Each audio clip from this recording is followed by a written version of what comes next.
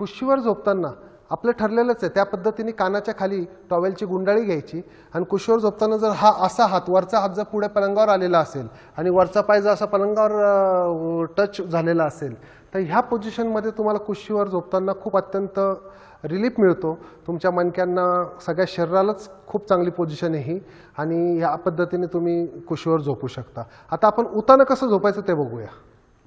उतानं झोपताना आपलं ठरल्याप्रमाणे ही जी टॉवेलची गुंडाळी ही मानेखाली किंवा खांदा आणि मान जिथे जॉईन होतात त्या पॉईंटला घ्यायची, त्याच्यावरून हे डोकं खाली गेलेलं असेल आणि त्याचप्रमाणे गुडघ्याखाली जर तुम्ही उशी घेतली तर तुमचे हे पाय वर उचलले जातात, मणका सरळ होतो आणि मणक्याला खूप छान आधार मिळतो. त्याच्यामुळे उताना असं झोपताना तुम्हाला खूप रिलीफ मिळू शकतो. कंबरदुखी मणकेदुखी असणाऱ्यांना तर जास्तच फायदा होऊ शकतो. मित्रहो, बऱ्याच मंडळींना तासन तास टेबल आणि खुर्चीवर बसून काम करावं लागतं आणि अशा वेळेस जर खुर्ची योग्य नसेल, बसायची पद्धत योग्य नसेल तर कमरेला खूप त्रास होऊ शकतो. कारण आपले कमरेचे स्नायू लवकर थकतील आणि त्याच्यानंतर मणक्यावर आणि मणक्याच्या सांध्यांवर लोड येऊन मणक्याची झीज सुरू होईल. बरेचसे मंडळी बसताना अशा पद्धतीने बसतात. जेव्हा तुम्ही असं बसता तेव्हा कंबर आणि खुर्चीच्या मध्ये ही गॅप जी राहते ही अत्यंत धोकादायक आहे. ह्या गॅपमुळे ह्या कमरेला आधार मिळत नाही आणि कमरेला आधार न मिळाल्यामुळे कमरेची झीज प्रचंड वेगाने होते. तर ही गॅप राहिली नाही पाहिजे. त्याच्याकरता तुम्ही एक छोटीशी उशी कडकशी आपण कमरेच्या खाली अशा पद्धतीने ठेवू शकतो. सीटचा पार्ट थोडा मागे घ्यायचा आणि मग बसायचं आणि अशा पद्धतीने बसल्यावर हा आधार मिळू शकतो. तुम्ही असा कमरेला आधार मिळेल अशी खुर्ची देखील बनवून घेऊ शकता. कायमच जर तुम्हाला टेबल खुर्चीचं काम असेल तर खुर्ची बनवून घेतलेली उत्तम. आजकाल रेडीमेड असे बसण्याचे पट्टे पण येतात की जे कमरेला आधार देतात.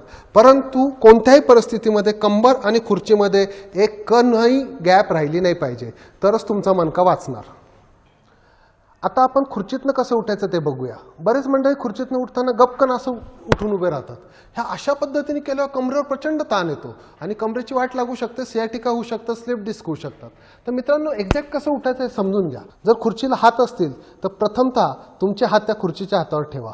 नंतर ही जे आपले दोन पाय आहेत, पायाचा एक पाय पुढे आणि एक पाय मागे, त्यातल्या त्यात दुखणारे ज्यांचा गुडघा दुखतो ते मंडळी दुखणारा पाय पुढे टाकू शकतात आणि हा जो दुसरा पाय आहे तो मागे ठेवू शकतात.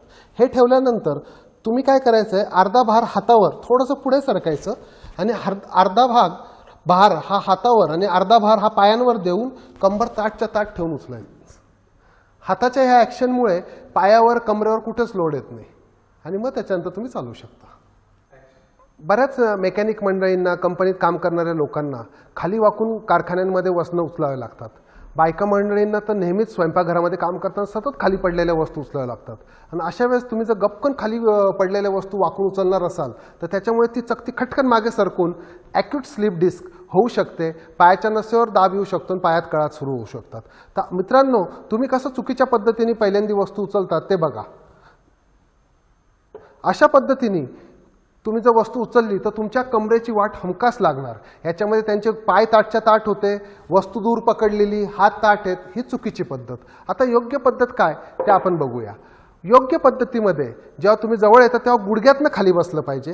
त्याच्यानंतर ती वस्तू जितकी जवळ आणतील तेवढी आणली पाहिजे आणि मग हळूच गुडघ्यातनं वर उचलून ही वस्तू छातीच्या जवळ यायला पाहिजे आणि हा जो अँगल आहे हा राईट अँगल हाताचा राहील.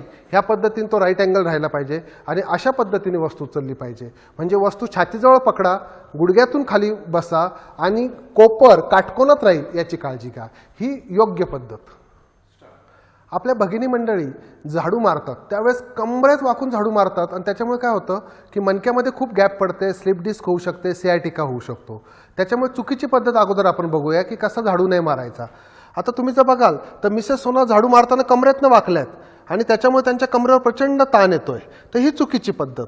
आता योग्य पद्धत आपण बघूया. योग्य पद्धतीमध्ये तुम्ही पायावर खाली बसून घ्या आणि अशा पद्धतीने झाडू मारा. याच्याने कंबरही ताठ राहते आणि झाडू पण छान मारला जातो आणि अत्यंत सुंदर झाडलं पण जातं. कमरेवर अजिबात ताण येत नाही.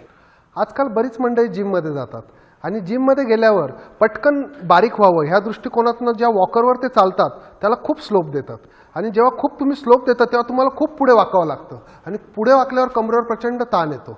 त्याच्यामुळे ज्यांना कमरेचा त्रास आहे, आता तुम्ही बघा ह्या ताई जर बघाल तुम्ही तर ह्याच्यावर इतका भरपूर स्लोप दिलेला आहे. हा स्लोप जर तुम्ही बघाल आणि ह्या स्लोप दिल्यामुळे त्यांना पुढे वाकावं लागतंय आणि पुढे वाकल्यामुळे त्यांच्या कमरेवर तर ताण येतोच आहे परंतु गुडघ्यावर पण ताण येतोय आणि याच्यामुळे कमरेची आणि गुडघ्याची दोघांची वाट लागते. त्याच्यामुळे हा वॉकरला जितका कमी स्लोप तुम्ही द्याल तितका कमरेवर कमी ताण येतो.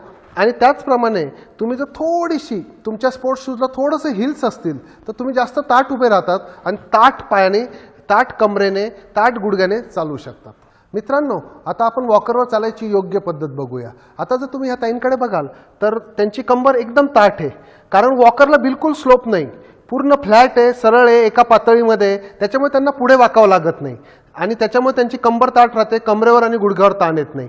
तुम्ही जर बघाल त्यांचे जर शूज बघाल तर त्याला किंचित मागच्या बाजूने हिल आहे आणि किंचित हिल असल्यामुळे त्यांना कमरेतनं जो ताठपणा यायला पाहिजे तो येतोय आणि त्याच्यामुळे कमरेचा आणि याचा लोड कमी होतोय गुडघ्यावरचा.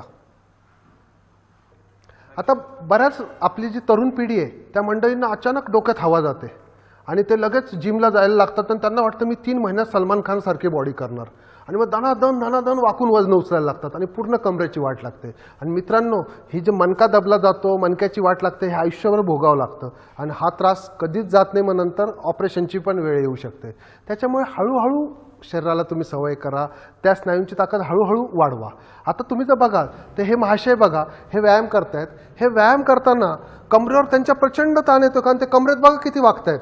त्यांची पूर्ण बॉडी ह्या भागातनं पुढे वागते आणि जशी वागते ह्या कमरेवर ताण येतोय.